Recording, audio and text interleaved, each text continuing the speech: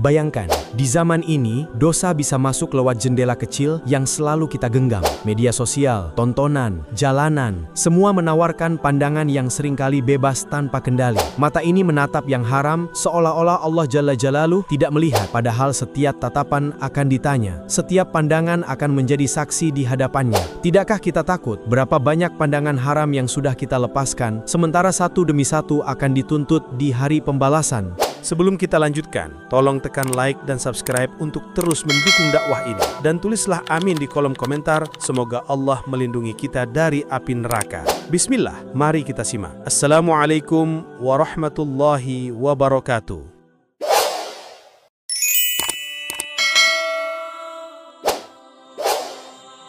Dalil tentang menjaga pandangan. Mata ini bukan sekadar pemberian untuk melihat dunia. Ia adalah amanah, sebuah titipan yang kelak akan dimintai pertanggungjawaban. Berapa banyak dosa yang bermula dari satu pandangan yang dibiarkan, sebuah tatapan haram yang dianggap sepele, padahal di sisi Allah ia bisa menjadi sebab hati menghitam, iman melemah, dan akhir hidup berakhir dalam penyesalan. Allah Subhanahu wa Ta'ala memerintahkan kita dengan tegas dalam firman-Nya. Katakanlah kepada orang-orang mukmin, hendaklah mereka menahan pandangannya dan memelihara kemaluannya. Yang demikian itu lebih suci bagi mereka. Sesungguhnya Allah Maha mengetahui apa yang mereka perbuat. Surat An-Nur ayat 30. Perintah ini datang langsung dari Rabb semesta alam. Ia tidak hanya memerintahkan kita menjaga sholat, berpuasa, atau bersedekah, tetapi juga menjaga pandangan. Mengapa? Karena pandangan adalah gerbang hati. Jika pandangan kotor, hati pun akan ternoda. Sebaliknya, jika pandangan terjaga, hati akan bersih dan cahaya iman akan masuk dengan mudah. Imam Ibnu Katsir dalam tafsirnya menjelaskan, ayat ini adalah perintah yang jelas bagi setiap hamba untuk menundukkan pandangan dari hal-hal yang diharamkan Allah. Menurut beliau, pandangan adalah pintu menuju zina. Barang siapa menutup pintu itu, maka ia telah menjaga kehormatannya. Rasulullah Shallallahu Alaihi Wasallam pun mengingatkan dalam sabdanya, "Wahai Ali, janganlah engkau ikuti pandangan pertama dengan pandangan kedua. Engkau boleh pada yang pertama, tanpa sengaja, tetapi tidak untuk yang kedua." Hadis riwayat Abu Daud dan Tirmidzi. Hadis ini menjelaskan bahwa pandangan pertama yang tidak sengaja bisa dimaafkan. Tetapi mengulanginya dengan sengaja berarti membuka pintu dosa.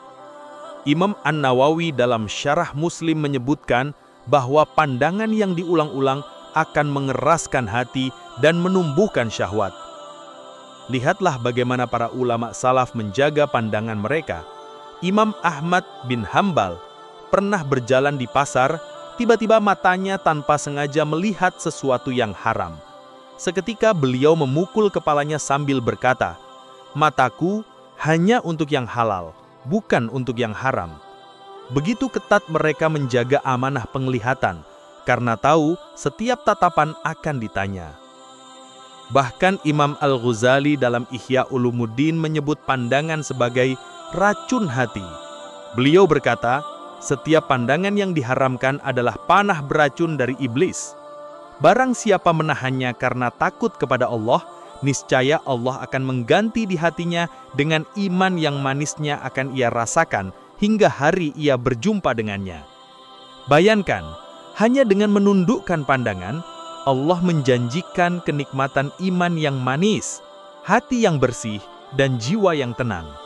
Tetapi, ketika pandangan dibiarkan liar, ia akan menumbuhkan angan-angan haram, mengotori pikiran, bahkan menyeret seseorang kepada maksiat yang lebih besar. Itulah mengapa Imam Ibnu Qayyim berkata, pandangan adalah langkah pertama menuju zina. Siapa yang menjaga pandangannya, ia akan selamat dari langkah-langkah berikutnya. Maka saudaraku, ketika kita menundukkan pandangan dari aurat yang diharamkan, sejatinya kita sedang menyelamatkan hati kita dari racun, pikiran kita dari dosa, dan langkah kita dari jalan menuju neraka. ancaman bagi yang melanggar.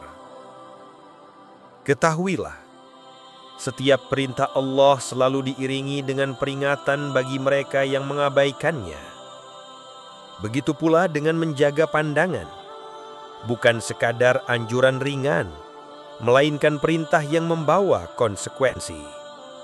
Siapa yang mematuhinya akan meraih kemuliaan, tetapi siapa yang meremehkannya akan mendapati ancaman yang berat. Rasulullah Shallallahu Alaihi Wasallam bersabda, "Pandangan adalah panah beracun dari panah-panah iblis. Barang siapa menahannya karena takut kepada Allah, niscaya Allah akan memberinya iman yang manisnya ia rasakan di dalam hatinya." Hadis riwayat Al-Hakim. Perhatikanlah, beliau menyebut pandangan haram itu sebagai panah beracun. Apa arti panah? Ia adalah senjata yang melukai dari jauh. Dan apa arti racun? Sekali masuk ke tubuh, ia akan menyebar perlahan, menghancurkan sedikit demi sedikit, hingga merenggut kehidupan. Begitulah pandangan haram. Sekali ia masuk ke hati, ia menanam syahwat, menggerogoti iman, dan membuat seorang hamba sulit merasakan manisnya taat kepada Allah. Imam Ibnul Qayyim dalam Ad-Da' wad-Dawa menulis, pandangan haram adalah awal dari setiap musibah. Ia menumbuhkan hayalan, hayalan menumbuhkan syahwat, syahwat mendorong kepada maksiat, dan maksiat menyerat kepada kehinaan di dunia dan azab di akhirat.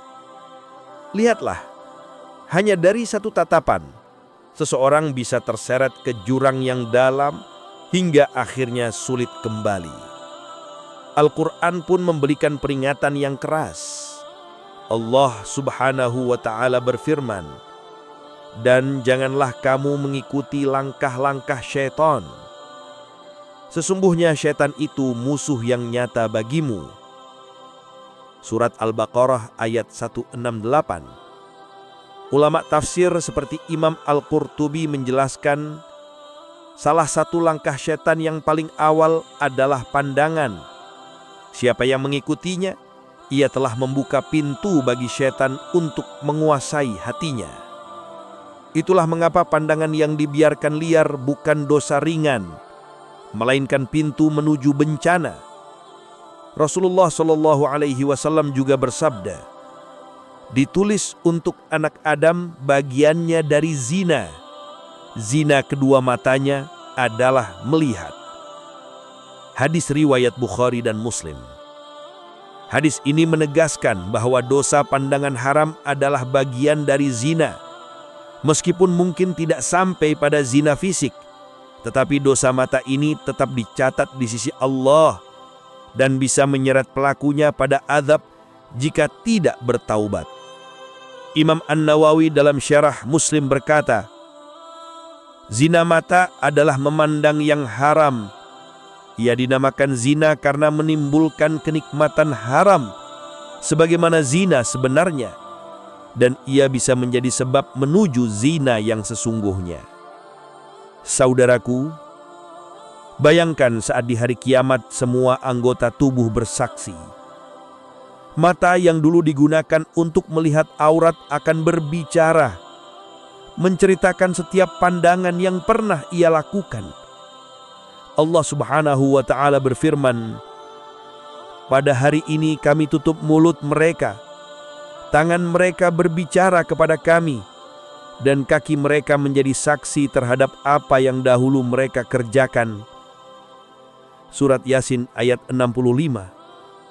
Alangkah malunya saat itu ketika mata kita bersaksi di hadapan Allah, menceritakan dosa-dosa yang dulu kita anggap remeh. Imam Al-Ghazali dalam Ihya Ulumuddin menyebutkan, mata adalah utusan hati. Jika pandangan dijaga, hati akan bersih. Jika pandangan diabaikan, hati akan rusak. Maka rusaknya hati adalah awal dari rusaknya agama. Maka wahai saudaraku, jangan remehkan satu pandangan haram. Sebab dari situlah bisa bermula kemurkaan Allah, kesempitan hidup di dunia, dan kegelapan di akhirat. Dampak spiritual dari pandangan haram. Pernahkah kita merenung mengapa hati terasa begitu berat untuk khusyuk dalam sholat? Mengapa doa-doa seolah tak sampai ke langit?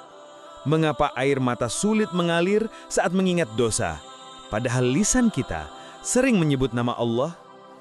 Imam Ibnul Qayyim rahimahullah berkata dalam Al-Jawabul Kafi, satu pandangan haram bisa menumbuhkan syahwat yang membara di hati, membakar ketenangan, merusak cahaya iman, dan melemahkan rasa cinta kepada Allah. Pandangan haram, walau hanya sekilas, ibarat percikan api yang jatuh ke tumpukan jerami kering di hati. Sekilas mungkin tampak kecil, namun perlahan ia menyala, merambat, dan akhirnya membakar habis seluruh ketenangan jiwa.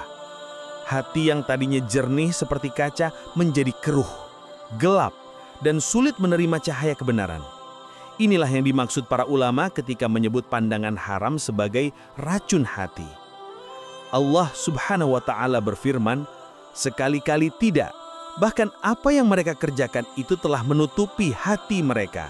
Surat Al-Mutaffifin ayat 14. Ibnu Abbas menafsirkan ayat ini dengan berkata, dosa demi dosa menutup hati hingga ia benar-benar terkunci. Salah satu dosa yang paling cepat mengeraskan hati adalah dosa mata, karena ia mempengaruhi hati secara langsung melalui syahwat dan khayalan. Imam Al-Ghazali rahimahullah dalam Ihya Ulumuddin menjelaskan, pandangan haram adalah anak panah iblis yang meracuni hati. Ia menumbuhkan bayangan yang terus diingat, membentuk hayalan yang sulit dihapus, hingga hati tak lagi fokus kepada Allah. Inilah mengapa banyak orang mengeluh sulit merasakan manisnya iman. Hatinya sudah terlalu penuh dengan gambaran-gambaran maksiat dari pandangan yang tidak dijaga. Rasulullah Shallallahu Alaihi Wasallam bersabda, ketahuilah, dalam tubuh ada segumpal daging. Jika ia baik, baiklah seluruh tubuh. Jika ia rusak, rusaklah seluruh tubuh. Ketahuilah, ia adalah hati. Bagaimana hati bisa baik jika setiap hari ia dipenuhi gambar-gambar haram? Bagaimana ia bisa khusyuk dalam sholat jika kenangan maksiat terus berputar di dalamnya? Imam Ibnu Rajab Al-Hambali rahimahullah berkata, pandangan haram melahirkan khayalan, khayalan melahirkan syahwat, syahwat mendorong kepada dosa. Dan semua itu bermula dari satu tatapan. Tidak heran, orang yang membiarkan matanya bebas melihat aurat orang lain seringkali mendapati dirinya jauh dari Allah. Zikir terasa berat, sholat tidak lagi menenangkan, Al-Quran jarang dibaca. Semua karena hatinya sudah terlalu penuh dengan kegelapan dari pandangan yang diharamkan. Saudaraku, pernahkah kita merasa hidup ini sempit padahal harta cukup, keluarga ada, pekerjaan baik? Bisa jadi itu adalah efek dari dosa-dosa mata. Sebab dosa, kata Imam Al-Hasan Al-Basri, akan meninggalkan bekas dalam hati.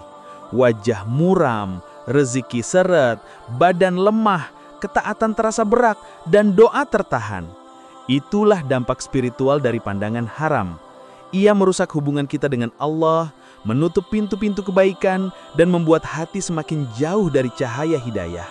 Maka siapapun yang ingin hatinya hidup, doanya mustajab dan ibadahnya khusyuk, hendaklah ia menjaga matanya dari pandangan haram, karena mata adalah jalan masuknya cahaya ke dalam hati. Jika mata bersih, hati pun bercahaya. Kisah dan pelajaran dari ulama salaf. Sejarah para ulama salaf penuh dengan kisah menakjubkan tentang bagaimana mereka menjaga pandangan, seolah setiap tatapan adalah urusan besar di hadapan Allah. Mereka memahami bahwa mata bukan sekedar sepasang indera, tapi jendela hati. Apa yang dilihat mata akan mengetuk pintu hati. Jika yang masuk adalah kebaikan, hati bercahaya. Jika yang masuk maksiat, hati pun gelap. Imam Ahmad bin Hanbal rahimahullah pernah berkata, betapa banyak pandangan yang menumbuhkan penyesalan panjang. Cukuplah takut kepada Allah untuk menahan mata dari apa yang tidak halal. Kita mungkin sering meremehkan satu tatapan, tapi para ulama tidak. Mereka memahami sabda Rasulullah Shallallahu Alaihi Wasallam. Pandangan adalah panah beracun dari panah-panah iblis. Barang siapa meninggalkannya karena takut kepadaku, niscaya aku ganti dengan iman yang manisnya ia rasakan di hatinya.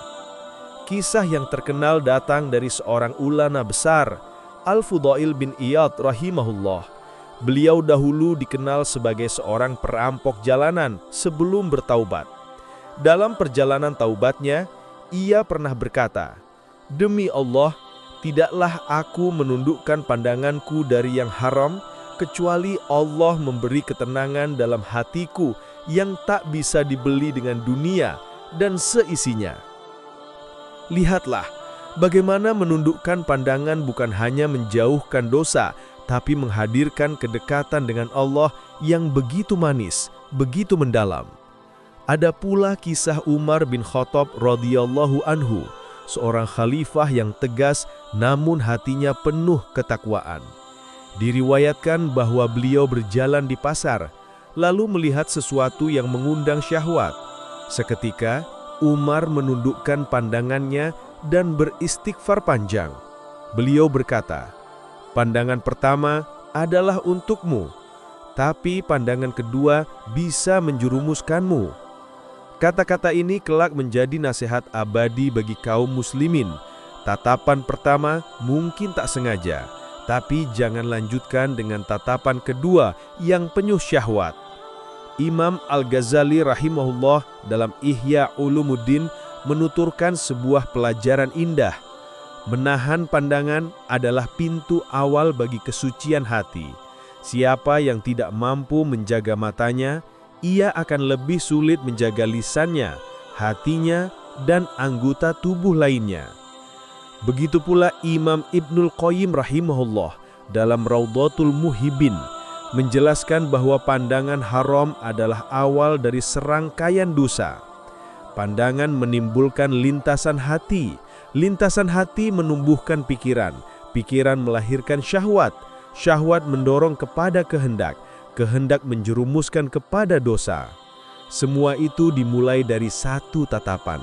Sungguh benar perkataan Imam Syafi'i rahimahullah ketika beliau menulis bait syair tentang pengaruh dosa pada ilmu. "Aku mengadu kepada Waki tentang buruknya hafalanku. Ia menasihatiku agar meninggalkan dosa, sebab ilmu adalah cahaya, dan cahaya Allah tidak diberikan kepada ahli maksiat."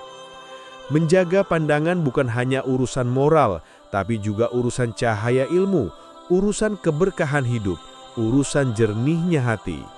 Tidak heran para ulama salaf begitu menjaga pandangan mereka, bahkan dari hal-hal yang mubah, apalagi yang jelas-jelas haram. Mereka tahu, pandangan adalah pintu hati. Sekali pintu itu terbuka bagi dosa, setan akan mudah masuk, menanamkan syahwat dan menghalangi cahaya iman.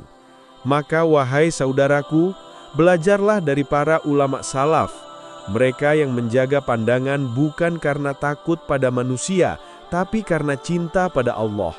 Mereka ingin hati mereka tetap bercahaya, doa mereka tetap mustajab, dan hidup mereka tetap penuh berkah. Cara menjaga pandangan di era digital. Zaman kita hari ini berbeda jauh dengan zaman para ulama salaf. Jika dulu godaan pandangan hanya ada di pasar atau tempat keramaian, kini godaan itu ada di genggaman tangan kita. Satu klik di ponsel bisa menghadirkan ribuan gambar dan video yang merusak hati dan menodai iman. Dunia digital, media sosial dan hiburan modern telah membuka pintu-pintu fitnah yang belum pernah ada sebelumnya dalam sejarah manusia. Disinilah tantangan besar menjaga pandangan di era digital. Sebab godaan bukan hanya ada di luar rumah, tapi justru ada di dalam rumah, di dalam kamar, bahkan di dalam genggaman kita. Rasulullah Shallallahu Alaihi Wasallam telah mengingatkan dalam sabdanya, "Sesungguhnya akan datang fitnah-fitnah yang menyerupai potongan malam yang gelap gulita, di mana seseorang di pagi hari beriman, lalu di sore hari menjadi kafir, atau di sore hari beriman, lalu di pagi hari menjadi kafir. Ia menjual agamanya dengan sedikit dari urusan dunia. Hadis riwayat Muslim. Fitnah yang beliau maksud bisa berupa syubhat, yaitu kesesatan pemikiran, maupun syahwat, yaitu nafsu dan maksiat. Dan salah satu syahwat terbesar hari ini adalah syahwat pandangan. Bagaimana cara menjaga pandangan di era digital ini? Para ulama memberikan beberapa langkah praktis. 1. Niatkan sejak awal untuk menjaga pandangan karena Allah. Semuanya bermula dari niat. Jika niatnya benar, Allah akan memberi pertolongan. Rasulullah SAW bersabda, "Barang siapa meninggalkan sesuatu karena Allah, maka Allah akan menggantikan dengan yang lebih baik darinya." Hadis riwayat Ahmad. Meninggalkan tatapan haram karena Allah akan diganti dengan ketenangan, cahaya iman, bahkan manisnya ibadah. 2. Pasang penghalang dan filter pada perangkat. Teknologi bisa menjadi pintu maksiat, tapi juga bisa menjadi alat penjaga. Pasang aplikasi filter internet, gunakan parental control, dan batasi akses ke situs-situs yang berbahaya. Jangan meremehkan langkah kecil ini, karena dosa besar seringkali bermula dari rasa penasaran yang sepele. 3. Hindari scrolling tanpa tujuan. Banyak orang terjebak dalam dosa pandangan karena scrolling tanpa arah di media sosial. Awalnya hanya ingin melihat berita atau hiburan ringan, tapi akhirnya masuk ke konten-konten maksiat. Batasi waktu di media sosial, tentukan tujuan sebelum membuka ponsel, dan segera tutup ketika muncul godaan. 4. Perbanyak zikir dan istighfar. Hati yang lalai akan mudah tergoda, tapi hati yang basah oleh zikir akan kuat melawan syahwat. Rasulullah SAW bersabda, "Sesungguhnya hati akan berkarat sebagaimana besi berkarat karena air." Para sahabat bertanya, "Apa pengkilapnya wahai Rasulullah?" Beliau menjawab, "Banyak mengingat mati dan membaca Al-Quran." Hadis riwayat Baihaqi. Hati yang sering diingatkan pada kematian akan takut berbuat dosa. 5. Cari lingkungan yang mendukung. Teman yang soleh akan saling mengingatkan, sementara teman yang buruk akan menyeret pada maksiat. Rasulullah SAW bersabda, "Seseorang itu tergantung agama teman dekatnya, maka hendaklah salah seorang di antara kalian memperhatikan dengan siapa ia berteman." Hadis riwayat Abu Daud.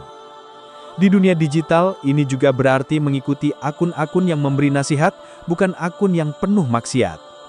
6. Segera bertaubat jika terjatuh. Manusia tak luput dari salah.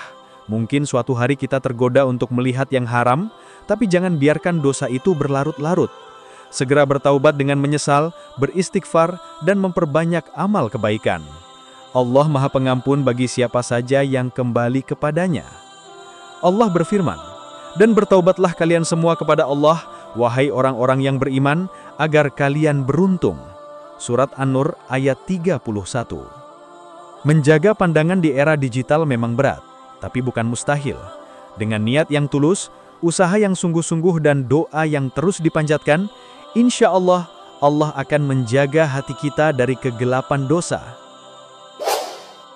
Sahabat Irman Hidayah, setiap kali mata ini berkedip, setiap kali pandangan ini bergerak, di sana ada malaikat yang mencatat. Tidak ada satupun pandangan, baik yang bersih maupun yang kotor, kecuali akan dipertanggungjawabkan di hadapan Allah pada hari yang tidak ada lagi perlindungan, kecuali perlindungannya. Apakah kita menyadari betapa beratnya hisab pada hari itu? Allah Subhanahu wa Ta'ala berfirman dengan peringatan yang sangat tegas. Sesungguhnya pendengaran, penglihatan dan hati, semuanya itu akan dimintai pertanggungjawaban. Surat Al-Isra ayat 36. Ayat ini menegaskan bahwa mata kita bukan milik kita semata. Ia hanyalah amanah yang kelak akan bersaksi di hadapan Allah. Di hari kiamat, lidah bisa saja berbohong, tangan bisa saja membela diri, tetapi mata tidak akan mampu berdusta. Ia akan bersaksi apa yang pernah ia lihat, kemana ia diarahkan, apakah ia digunakan untuk ketaatan atau kemaksiatan. Rasulullah SAW bersabda, "Pandangan itu adalah panah beracun dari panah-panah iblis. Barang siapa meninggalkannya karena takut kepada Allah, niscaya Allah akan menganugerahkan kepadanya keimanan yang manisnya ia rasakan dalam hatinya. Hadis ini indah sekali. Menundukkan pandangan bukanlah kerugian, tapi justru sumber kemanisan iman. Hati yang bersih dari pandangan haram akan diberi cahaya oleh Allah. Imam Ibnul Qayyim rahimahullah berkata, menahan pandangan dari yang haram akan melahirkan cahaya dalam hati, kejernihan pikiran, ketenangan jiwa, serta manisnya iman yang tidak bisa dirasakan oleh hati yang kotor. Sebaliknya, mata yang dibiarkan liar, melihat aurat tanpa malu, membuka pintu maksiat tanpa takut, akan menjerumuskan pemiliknya ke dalam api neraka. Banyak orang mengira bahwa dosa pandangan itu kecil, padahal dari satu pandangan bisa lahir keinginan, dari keinginan lahir perbuatan, dari perbuatan lahir kebiasaan, dan dari kebiasaan lahir kehancuran. Wahai saudaraku, bayangkan ketika di hari kiamat, di hadapan seluruh manusia, malaikat membuka catatan amal kita. Lalu terlihat di sana berapa banyak pandangan yang salah, berapa kali mata ini berkhianat, berapa banyak gambar, video, dan pemandangan haram yang kita tatap tanpa rasa takut kepada Allah. Apa yang akan kita jawab saat itu? Apa yang akan kita katakan ketika neraka sudah menganga di hadapan kita? Padahal menundukkan pandangan hanya butuh sekejap. Hanya perlu memalingkan mata dan berkata dalam hati, aku meninggalkannya karena Allah. Itu saja. Tapi dari sikap sekejap itu, Allah bisa menyelamatkan kita dari ribuan dosa yang mungkin lahir dari satu pandangan haram. Imam Al-Ghazali rahimahullah dalam Ihya Ulumuddin menulis, pandangan adalah pintu masuk ke hati. Setiap pandangan akan meninggalkan bekas. Jika yang dilihat baik, hati akan bercahaya. Jika yang dilihat buruk, hati akan ternoda. Maka jangan biarkan mata kita menjadi penyebab kegelapan hati. Jangan biarkan ia menyeret kita ke dalam api neraka. Tundukkanlah pandangan, bukan karena takut kepada manusia, tapi karena takut kepada Allah. Bukan karena menjaga citra di dunia, tapi karena ingin selamat di akhirat. Ingatlah, di dunia kita bisa bersembunyi dari pandangan manusia, tapi di akhirat tidak ada satupun rahasia yang tersembunyi dari Allah. Setiap pandangan akan dihisap, dan setiap pandangan akan menjadi cahaya atau justru bara api bagi kita. Maka mari, sebelum terlambat, tundukkanlah pandangan kita. Jaga mata kita dari yang haram.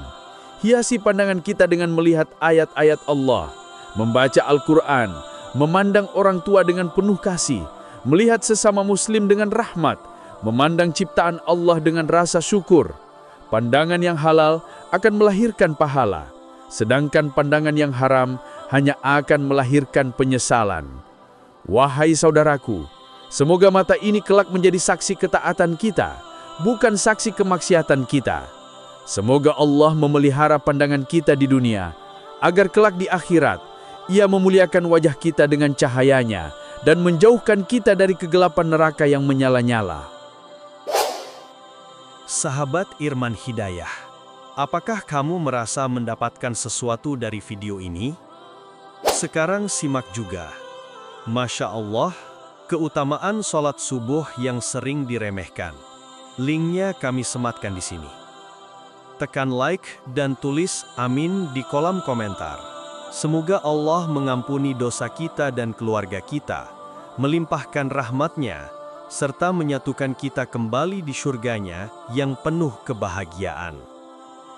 Jangan lupa bagikan video ini kepada keluarga, sahabat, dan orang-orang yang kamu cintai. Karena bisa jadi, hidayah itu datang melalui tanganmu. Subscribe sekarang dan aktifkan loncengnya, agar tidak ketinggalan inspirasi penuh makna dari channel Irman Hidayah. Terima kasih telah menyimak hingga akhir. Wassalamualaikum warahmatullahi wabarakatuh.